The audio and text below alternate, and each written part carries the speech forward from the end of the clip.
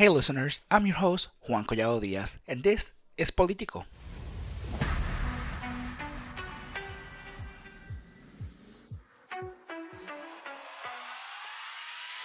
Hi everybody, and welcome once again to another episode of Político. I am your host, Juan Collado Díaz, and today with me I have Jamie Miller. Jamie is an author, he is a blog activist, and he is a conservative Republican who has run many campaigns in his life, but also has written an amazing book that goes over speeches that shape our country or our nation. So without further ado, Jamie, do you mind sharing a little bit about yourself, the work you have done, and then let's get started with this election conversation because I am as curious to talk about the 2024 election as probably you are and everybody else is. Hey, I'm Jamie Miller. I'm a 30-year political consultant, mostly in Florida, but I've run campaigns from a rural bond for a hospital's emergency room in Florida to being a senior advisor to Newt Gingrich's presidential campaign here. And, and everything in between. I've worked on or managed about 6 statewide races. I'm a veteran of the 2000 George W. Bush election and recount. I'm a former executive director of the Republican Party of Florida. I write a Substack called Reasonable Arguments, and you can find me on at YouTube at Reasonable Arguments as well. And then I'm also the author of a book, American Speeches That Changed History. So that's All right. that's a little 1-minute spiel. that is the elevator spiel. I like that. So thank you so much for joining me to start. And I wanted to jump in with some of the questions that I had for you here. And this election, we had a weird election because we started with one candidate in the presidential election to be more certain here in the U.S. And then the Democrats immediately removed their candidate after one of the debates was awful and threw a second candidate. And for lack of better words, they did what I call a half-ass campaign and just jump in. Well, then the Republicans had all these people jump in at the beginning, and slowly they all knew that they couldn't compete with Trump, so they walk away. Do you think then Trump, I guess with that little part, let me ask the real question here. Do you think then Trump's strategy was well done, or he just got lucky then people didn't like the Democrats this time? Probably a little bit of both, right? First of all, I know that it seems like a weird election, but Democrats have not had a legitimate primary for their Democratic nominee since 2008. In 2012, of course, the incumbent President Obama was the nominee, which is the norm. 2016, the Democrat National Committee kind of cooked the books against Bernie Sanders and for Hillary Clinton. In 2020, they just coronated Joe Biden. And in 2024, they did the same thing with Kamala Harris. So I mean, if I'm a Democrat voter out there, I would start demanding that I have a say in who the nominee is, because it's working. By the time they have another say, it'll be 2 decades since they've picked their own candidate, since voters have picked a Democrat candidate. Now, to your question of whether Trump got lucky or whether he had good strategy, he certainly took advantage of the environment that was handed to him, which, I think a lot of this campaign was voters telling Democrats that they went too far. They went too far with the political prosecutions and impeachments of Donald Trump and political foes like Matt Gaetz. They went too far using our tax dollars to investigate and prosecute political opponents. They went too far on open borders. They went too far on boys and girls bathrooms, boys and girls sports, and men and women's prisons. They went too far on energy policy, mandating electric vehicles. I live in Sarasota, Florida, and we got hit with hurricanes this year. If you had to evacuate Miami-Dade, Broward, and Palm Beach counties, which is southeast Florida, which most people would know, those 3 counties have the population of Maryland, which is the 10th largest state in the union. And if you had to evacuate them with electric vehicles, they would get as far as about Daytona Beach or Orlando before you have this mass need to recharge batteries. So I think there were a lot of things that voters said here in this election. But if you were to wrap it up into one thing, not only did voters accept Donald Trump, and I think they said, hey, we're the jury, and we don't believe these prosecutions, and Donald Trump, you're not guilty. And so I think there were a lot of factors. And then, of course, Donald Trump's team took advantage of every opportunity that was given to them, whether it was the McDonald's drive-through or the garbage truck, which we all kind of think is, political, visual political rhetoric, if you will. But they took advantage of it, and people loved it. When people are, dressing up as Halloween as, one of your political stunts, just 6 days before the election, that's a big political win. Absolutely. So let me, with that, let me also bring another question here that is relating to that. The Republicans had an amazing role of candidates. They had DeSantis, which is governor in Florida. They had Haley and the tech guy whose name I can never remember. There you go. So they had a good variety, and technically we can say that Bobby Kennedy Jr. was technically in the Republican, even though he says independent, he had a lot of Republican views and stuff. So what do you think people went straight and went for Trump rather than go for any of these other candidates? A lot of Republicans walk away after January 6th and demanded the Republican Party to do better in a way, and many others stood by Trump and think that Trump many stood by him and just thought that he was doing what was right. But again, these other candidates had enough of a following. Even Mike Pence did for a little. Then what do you think why they went all back to Trump instead of going to any of these other candidates? Well, I think a lot of it has to do with the perception the media played in the 2020 election. The talking point about Black Lives Matter is that only 10% of Black Lives Matter protests were violent. What's buried in those numbers is there were 5,000 protests, and 500 protests either injured people, damaged property, or had arrests. 500 Black Lives Matter protests. And so, to compare January 6th to that, which was about 4 hours of a mob gone wrong, or whatever negative rhetoric you want to use about January 6th, it was a rally that went wrong, or whatever you want to call it, but it was about 4 hours long. It wasn't weeks and weeks. It didn't cost billions and billions of dollars of damage, so I think that people also got tired of being told what to think and why. And so so I think there was some backlash on that. And it's hard to beat an incumbent president, even if that incumbent had lost the last election. I mean, it's people know that the economy was better under Trump. Most economists, I would say this on podcasts leading up to the election, most bipartisan or nonpartisan economists would say, to be intellectually honest, you really needed to compare Donald Trump's economy to Joe Biden's by comparing February of 2020 numbers, not January of 2021, because of the pandemic. And people, I don't know that voters went out there and really studied those numbers and really got it, but I think in their gut they knew that the economy was better under Donald Trump than it was under Joe Biden. And so there's a little bit of revisionist history going on about the pandemic and January 6th and all these other things. So it's not a and I think the voters did see through it. And when you added all of these other factors together, it's the majority spoke in the Republican Party, and the majority wanted Donald Trump to have another shot at it. Unlike Democrats, who are going on 2 decades without Democratic voters being able to voice their opinion in a Democratic primary process. Yeah, absolutely. I don't know if you had the chance to look a little bit onto the past episodes here. I myself have never, since I got the chance to vote, never voted for either left or right. I always vote third party, because I feel that I always look at it and I'm like, you know what?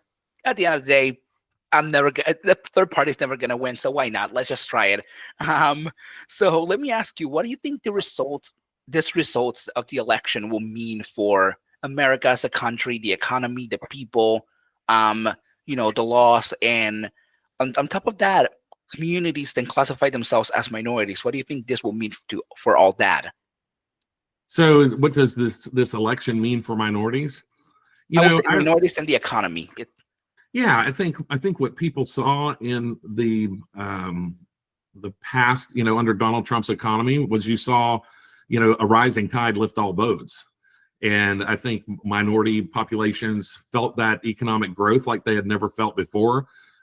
Minority business starts were up, minority employment was up, minority unemployment was down. Depending on how you want to, cast that shadow. And so, so I think that you have, I think you'll see a lot of that, where I don't know that Donald Trump is going to say, hey, minority population, this is what's best for you, so we're going to do it. I think it's going to be, hey, this is what's best for all Americans, including minorities. And I think that's a different way of looking at it than Democrats have in the past. And I think that's the way Donald Trump looks at it is, hey, let's do what's right for Americans, and that will help every single American. Absolutely. So another question that goes back with that is I heard this a lot in the internet, and it came from a lot of mostly leftist Democrats. Then people voted based on misinformation and disinformation.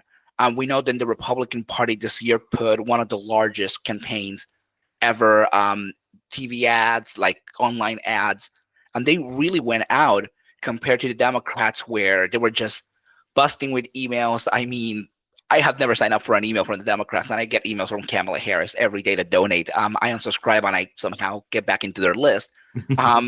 So, like everybody with all this stuff, they throw a larger campaign. Do you think then those campaigns, either one of the two parties had like disinformation, they had misinformation in some of their ads and stuff, or do you think that it was just fair with both parties and their ads? When you start talking about disinformation and misinformation, it opens kind of a sticky wicket, so to speak. You have, who's deciding that something is misinformation or disinformation, number one, and do you trust that source? And so I think that's kind of where American people got, was that, instead of listening and relying on corporate media that are bought and sold by advertisers, they started listening to podcasts like yours and getting their information from, regular Americans who were out there, just speaking truth, right? And you have your followers, I have mine, and I think that's where a lot of people would get most of their information. Now, I'm sure that I was bamboozled by, a false newspaper ad or false news report or whatever during the election, and I'm sure you may have been as well. But I think for the most part, we all collectively tried to have a truer and more honest voice than even corporate media.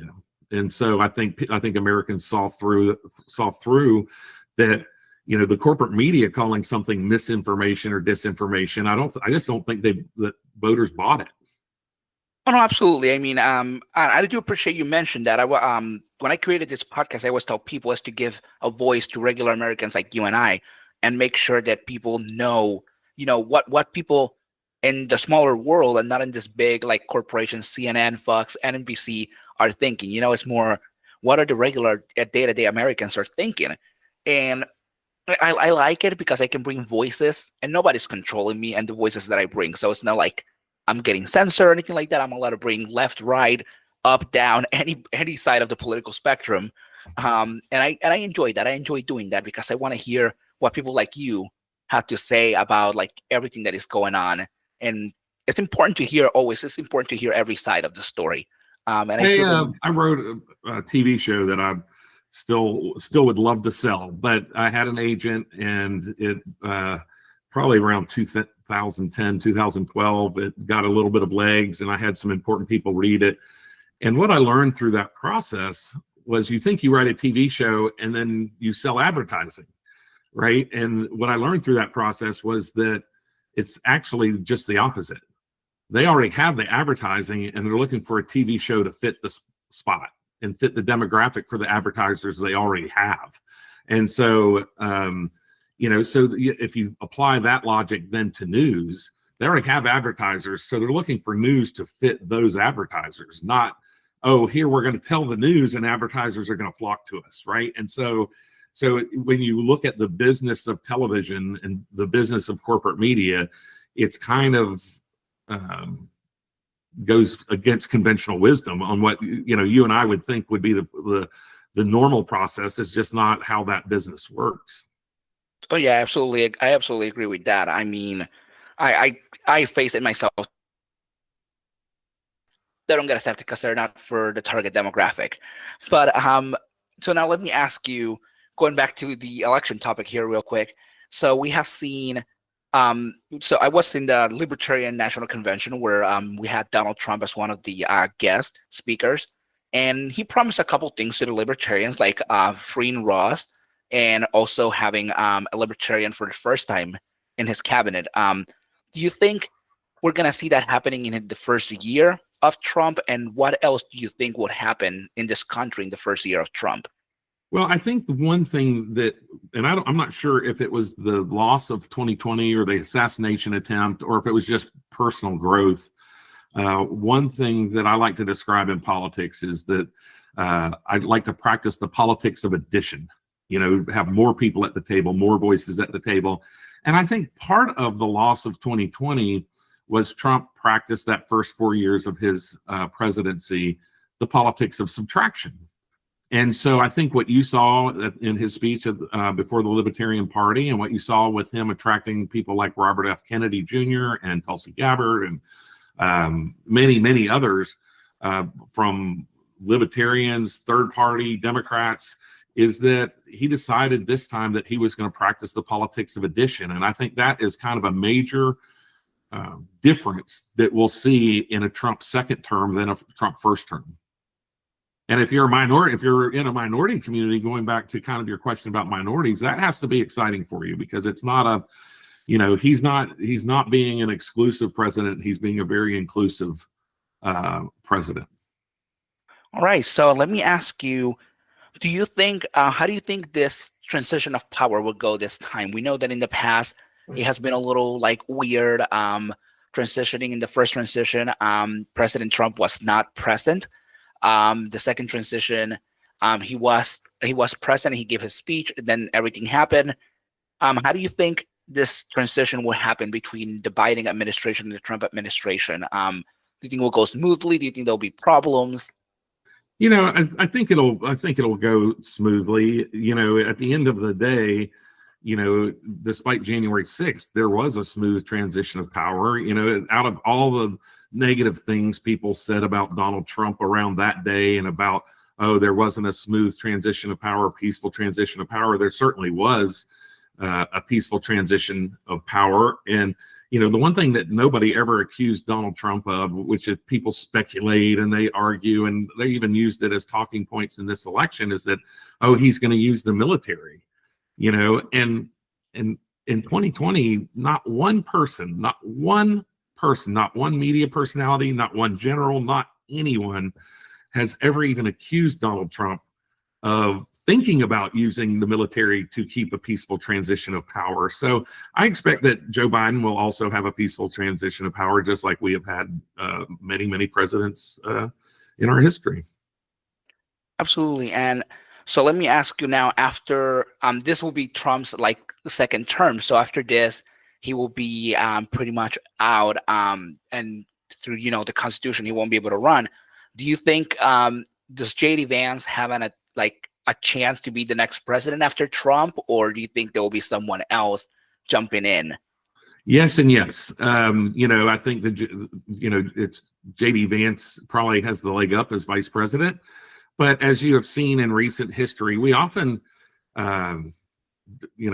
despite Joe Biden being elected, he did have a term between him and vice president and winning president.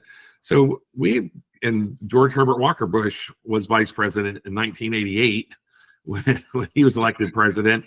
But you kind of have to go back a little ways for someone to be elected vice president after serving 1 or 2 terms as becoming president after 1 or 2 terms as vice president. So it's a tough job, and I think it'll depend on how the public sees J.D. Vance's the responsibilities that he's given under President Trump, and how successful he is at accomplishing those goals that he's given. So, but I do think that there's likely to be others who are in the primary to run against him. Now, I don't know that it's a clear field. Yeah, I was going to ask. You don't have to answer this one, but I wanted to ask, as a Florida person, Ron DeSantis, who's governor in Florida, he had the opportunity to be on the ballot. Actually, he didn't make it to the ballot. Let me say he pulled before the ballot came out. Do you even feel ever inclined to vote for him, or you didn't even thought of it? And if so, like, you had a reason why? Yeah, I think Ron DeSantis has been an incredible governor. Through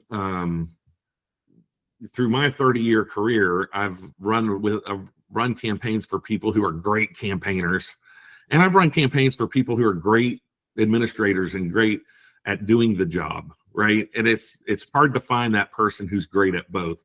Ron DeSantis is great at governing the state of Florida. He's not that great at campaigning.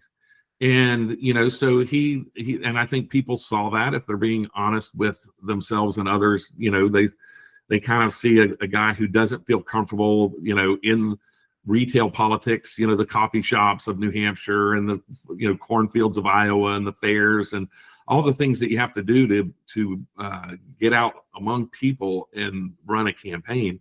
You have to remember, he became governor, basically, he became the nominee of the Republican Party because Donald Trump endorsed him in 2018. So when the sitting president endorses you, it certainly gives you a path to the nomination. And then he won his general election by fewer than 30,000 votes, with more than, I think, about 7 or 8 million votes cast. So it was a very close general election as well. So he went on to win re-election in a historic fashion. He won with a 19% win. If you combine, like I said, those 3 counties in Southeast Florida, which are some of the most diverse and Democratic counties in the country, of Miami, Palm Beach, and Broward, if you combine them, he won those 3 counties when you combined them, which is something I would have ever thought would happen in my lifetime. So Ron DeSantis certainly has a good story to tell. He's good at telling that story, and if he's able to kind of teach himself to be a better retail campaigner, he'd be a force to be reckoned with.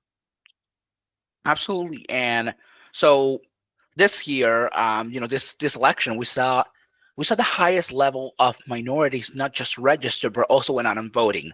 A lot of Latinos, including Cubans, Puerto Ricans, and Mexicans, voted for Trump. Palestinians, Middle Eastern, and Asian Indian people also voted for Trump. This is the first time, I would say, probably in history, I've seen a lot of minorities going out and vote for one candidate and come together. Do you think that this is because of how Biden treated foreign wars in the past, 4 years, and how he treated the outside of the U.S., and those people suffer in here? Do you think that's why they went out and voted for Trump, or do you think there's more to add to this minorities going out and voting for Trump? Yeah, I think that'll be part of the case study of this campaign. I think that people, Trump gained in every demographic except for white educated women, college educated women. Every demographic, Trump won more votes than 2020, every single one. And he won more in 49 of 50 states. He won more votes in 49 of 50 states. So, so it was a historic win for Donald Trump.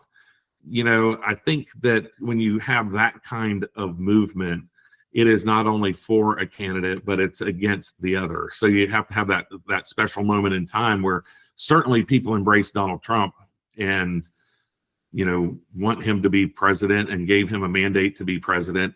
But also, I think that it was partly because Democrats just went too far when, with liberal policies, and Americans are like, this is too far. We don't want our tax dollars going towards tampons in boys' bathrooms in schools. You went too far with, trans people having, reading days in elementary schools. I think most of us would say, hey, listen, if you're an adult, do what you want to do. But when you start saying, no, I'm going to teach this lifestyle to children in elementary school, I think most Americans kind of bristle at that, if anybody did it, so, the fact that Democrats have embraced the fact, that we've had generations of women stand up for women's rights, and Democrats basically turn their backs on women and girls in favor of, a very small population of a small population of the LGBTQ community. And so I just think people felt like Democrats went too far, and they felt like Donald Trump is the person to bring it back on track. And I'd also like to say that, I believe voters believe Donald Trump when he says, I'll lead you through fire. And they were willing to look past the fires that Donald Trump sets. We all know that he tweets too much. We know that he's argumentative at times. We know that he's callous at times. And I think that, people are like, hey, we're willing to look past that to have the leader who will get our country back on track. Yeah, absolutely. And I think, you mentioned the drag story hours and that part, and going to that, actually, I think the opposition, the conservative side is for like not permitting that in schools, and then the Democrat or the far left side are advocating to remove things like religion and separate it from like schools. How do you feel about that specific part, separating the like religious aspects? Some people say that they would like prayers or reading the Bible in school compared to, and then some people say like we should be allowed to have a drag story hour in a school. And there's like a division because of it. I don't know that any religion should be pushed on children in schools, period. I am a believer in our tax dollars should follow the child. And so if a parent chooses to send their child to a religious school of any religion, they should be able to take those tax dollars and send them to that school. And so, instead of building huge bureaucracies and, administrations, school administrations, the tax dollars should follow the child, and as many of those dollars as possible should end up in the classroom and teaching children instead of building administrations. Absolutely, that's the best way someone has put it in my entire life. Well, those tax dollars should follow the child. I like that. So we mentioned this a little bit ago, and it was with minorities. Now, do you think when Trump gets to office, now in January, there's two current foreign, wars or conflicts, whatever we want to go with, here. But it's between, Russia and Ukraine, and then the Palestine-Israel conflict. And there's allies and enemies per se. Do you think Trump will put a stop to that since Biden hasn't been able to, or will Trump just? Yeah, I think there's movement already since Donald Trump's election to, because people know that Donald Trump believes in peace through power. And so I think, all four of those who you mentioned are likely to say, hey, listen, I always say that it's best to come to your own conclusions, right? Because the more people you get involved in your conclusions, the less control you have over them. And so if you're Israel or Zelensky or Putin or, the Palestinians, you want to come to a conclusion that's most favorable to you. And, if you start adding, Donald Trump and, you have an allied effort on one side or the other, you're less, any of these players are less likely to have a conclusion that's acceptable to them. Absolutely. So last question actually here. Do you think, with that said, do you think we should keep, like, even though there's allies involved in this conflict, do you think we should keep our tax dollars in the country, or should we still fund like whoever the ally is? I know it's very unpopular opinion with many people and say like we should either like fund or not. I personally believe, there's so much in this country that right now could be fixed. And if those tax dollars are going anywhere, they should go to the American people. And in the most like conservative way that I can put it to myself, is always America first. Put the money towards our people, the people that need it in this country, the people, the roads that are broken every day, the workers that are working day and night, and overtime, government employees that are doing that. Put those tax dollars to that, and then send let's not send to Israel, Palestine, Russia, Ukraine. Let's not do that. Do you think? And I guess the question would go better if I say, do you think we should still be the world's police, or should we like back off for a minute and look at our country first? Yeah, it's a tough question, right? Because most of our quote tax dollars are going to service the debt. So we're running the country on debt. Our tax dollars are no longer running the country. Our debt is running the country, and our tax dollars are going to service that debt, period. And so, we have to decide as people what we are willing to cut from our government services. And in the past, neither political party nor Americans or the voting public have been willing to cut much of anything. And so, do we cut the Department of Education? Do we cut the number of scholarships that kids are getting and say, hey, it might be time to reassess how many, what percentage of kids really should be going to college versus not? And if not to stop people from going to college, but do our tax dollars go to 50% of the kids to go to college when, really we need about 20% of the kids in college and the other percent we need out working? And so do we make those tough decisions? Do we look our children in the eyes and say, hey, it might be better for you to be a firefighter? And, and that's a tough call. And so when you apply that then to foreign countries, I think for the most part, we have been successful keeping wars. The argument with George W. Bush was like, hey, let's fight them over there so we don't have to fight them here. And so, the question is, if we don't fight them over there, do we actually end up fighting people here? And that's a crystal ball that's pretty murky, right? Like, we can all shake the 8-ball and be like, oh, what's the answer? But I don't know. That's a tough one. And it's, there's, probably in some areas we need to dial back, and in some areas we may even need to grow our presence. It's just a matter, it's, for instance, Elon Musk talks about, do we really need aircraft carrier groups in today's warfare? Because if the Chinese have rockets that can reach almost anywhere in the world, how vulnerable is our aircraft carrier fleet? And is that going to be an effective means of protecting countries or going on offense in the future? And the answer is probably not. But since we've been doing it that way for so long, people are like, okay, well, let's just keep doing it. And so, I think we have to look at a lot of the things that we are doing, how they're going to change, and how we can force government to be more efficient. So we start paying down our debt.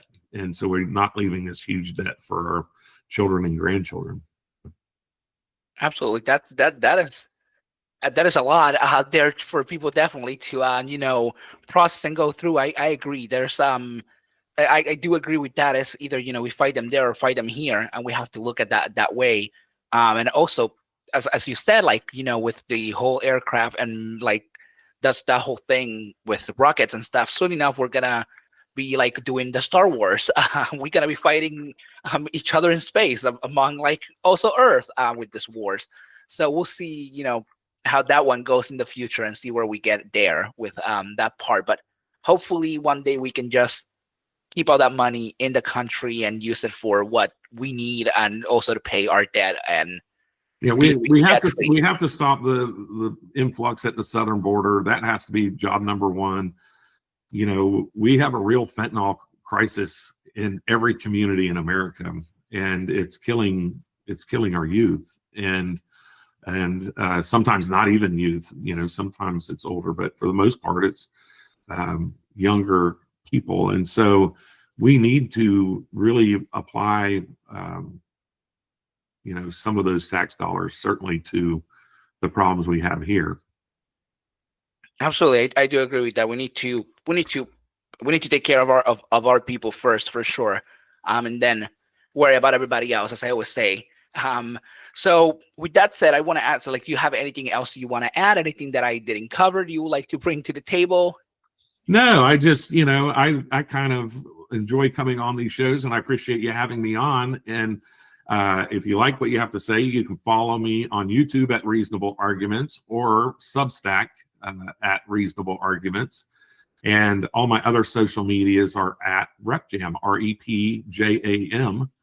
That's my Twitter, LinkedIn, Facebook, all of those sorts of things. So you can find me on any of those places. And if you're looking for a great Christmas gift or holiday gift to take to one of your holiday parties, buy the book, American Speeches That Changed History. Take that instead of a bottle of wine.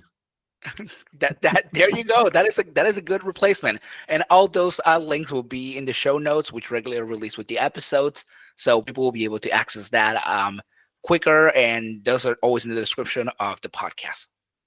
I appreciate it. Thank you very much. Thank you so much for joining me.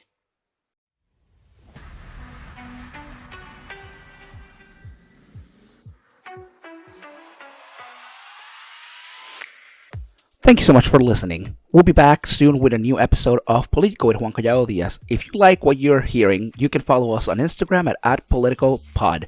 Or if you want to see the show notes for this episode and all other episodes, you can go to www.politicopod.com. This and all episodes of Político are part of the Inquisitor Media Originals.